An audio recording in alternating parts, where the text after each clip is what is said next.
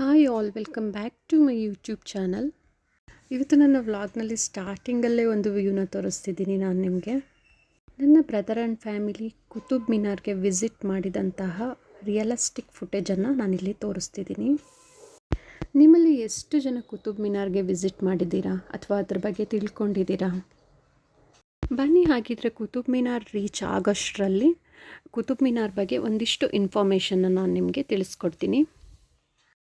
ದೆಹಲಿ ಸುಲ್ತಾನರ ಆಳ್ವಿಕೆ ಕಾಲದಲ್ಲಿ ಈ ಕುತುಬ್ ಮಿನಾರ್ ನಿರ್ಮಾಣ ಆಗಿರುತ್ತೆ. 1199ರಿಂದ 1220 ಒಳಗೆ ಈ ಕಟ್ಟಡ ನಿರ್ಮಾಣ ಆಗಿರೋದು.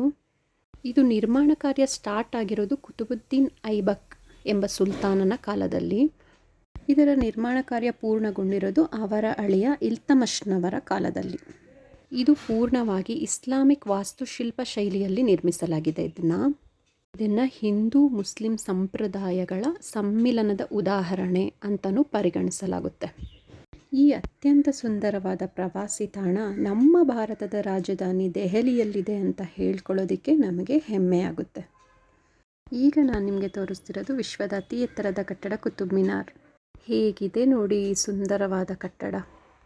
ಈ ಸುಂದರವಾದ ಕುತುಬ್ ಮಿನಾರ್ ಏನಿದೆಯಲ್ಲ, ಇದು 5 ಅಂತಸ್ತುಗಳನ್ನ ಒಳಗೊಂಡಿದೆ. ಕೆಳಗಿಂದ ಮೇಲಕ್ಕೆ ಹೋದಂತೆ ಇದು ಕಿರಿದಾಗ್ತಾ ಹೋಗುತ್ತೆ. 73 ಮೀಟರ್ ಎತ್ತರ ಇದೆ ಇದು. ನಿಮಗಿಲ್ಲಿ ಕಾಣಿಸ್ತಿರೋಂಥ ಸುರುಳಿಯಾಕಾರದ ಮೆಟ್ಟಿಲುಗಳು ಕಾಣಿಸ್ತಿದೆಯಲ್ವಾ, ಅದು 379 ಇದೆ. ಇದನ್ನು ಕೆಂಪು ಮರಳುಗಲ್ಲಿನಿಂದ ಕಟ್ಟಲಾಗಿದೆ ಈ ಕಟ್ಟಡವನ್ನು. ಇದು ಕೆಳಭಾಗದಲ್ಲಿ ಬಂದರೆ 14 ಮೀಟರ್ ವ್ಯಾಸ ಹೊಂದಿದೆ. ಹಾಗೆ ಮೇಲ್ಭಾಗದಲ್ಲಿ 2.7 ಮೀಟರ್ ವ್ಯಾಸವನ್ನು ಹೊಂದಿದೆ. ಹಾಗಾದರೆ ಎಷ್ಟು ಬೃಹತಾಕಾರದ ಕಟ್ಟಡ ಇದಾಗಿರಬಹುದು ನೀವೇ ಯೋಚನೆ ಮಾಡಿ. ಇಲ್ಲಿ ಬರೀ ಕುತುಬ್ ಮಿನಾರ್ ಮಾತ್ರ ಅಲ್ಲ, ಕುವೈತುಲ್ ಇಸ್ಲಾಂ ಮಸೀದಿ ಆಗಿರಬಹುದು, ಅಲ್ಲಾವುದ್ದೀನ್ ಖಿಲ್ಜಿಯ ಸಮಾಧಿ ಆಗಿರಬಹುದು, ಇತರೆ ಸ್ಮಾರಕಗಳು ನಿಮಗಿಲ್ಲಿ ಕಾಣಿಸ್ತಿದೆಯಲ್ವಾ, ಇತರೆ ಸ್ಮಾರಕಗಳನ್ನ ಸಹ ಈ ಕುತುಬ್ ಮಿನಾರ್ ಒಳಗೊಂಡಿದೆ.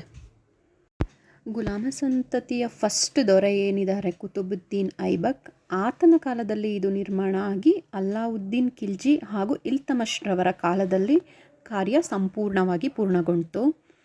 ಈ ಕುತುಬ್ ಮಿನಾರ್ ಇದೆಯಲ್ವಾ, ಇದಕ್ಕೆ ವಿಶ್ವ ಪರಂಪರೆಯ ತಾಣ ಅಂತ ಯಾವಾಗ ಡಿಕ್ಲೇರ್ ಆಯಿತು ಅಂತಂದರೆ 1993ರಲ್ಲಿ ಯುನೆಸ್ಕೋ ಕುತುಬ್ ಮಿನಾರ್ ಸಂಕೀರ್ಣಕ್ಕೆ ಈ ಒಂದು ಸ್ಥಾನವನ್ನು ನೀಡಿತು. ಆಗಿನಿಂದ ಈ ಕುತುಬ್ ಮಿನಾರ್ ತುಂಬಾ ಫೇಮಸ್ ಆಯಿತು.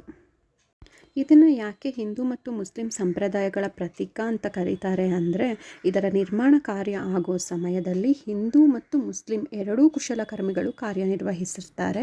ಇದರ ಮೇಲ್ವಿಚಾರಣೆಯನ್ನು ಮುಸ್ಲಿಂ ವಾಸ್ತುಶಿಲ್ಪಿಕಾರರು ನೋಡ್ಕೊಳ್ತಿರ್ತಾರೆ. ಅದರಿಂದಾಗಿಯೇ ಇದನ್ನು ಎರಡೂ ಸಂಪ್ರದಾಯಗಳ ಪ್ರತೀಕ ಅಂತ ಕರೆಯೋದು. ಸೊ ನಾನು ನನಗೆ ತಿಳಿದಿರುವಷ್ಟು ಮಟ್ಟಿಗೆ ಇನ್ಫಾರ್ಮೇಷನ್ನ ಕೊಟ್ಟಿದ್ದೀನಿ ಅಂತ ಅಂದ್ಕೊಳ್ತೀನಿ. ಈ ನನ್ನ ವಿಡಿಯೋ ಏನಾದರೂ ನಿಮಗೆ ಇಷ್ಟ ಆಗಿದ್ದರೆ ನನ್ನ ಚಾನಲ್ನ ಸಬ್ಸ್ಕ್ರೈಬ್ ಮಾಡಿ, ಲೈಕ್ ಮಾಡಿ, ಶೇರ್ ಮಾಡಿ ಅಂತ ಹೇಳ್ತಾ ನನ್ನ ವ್ಲಾಗ್ನ ಎಂಡ್ ಮಾಡ್ತಿದ್ದೀನಿ. Thank you all.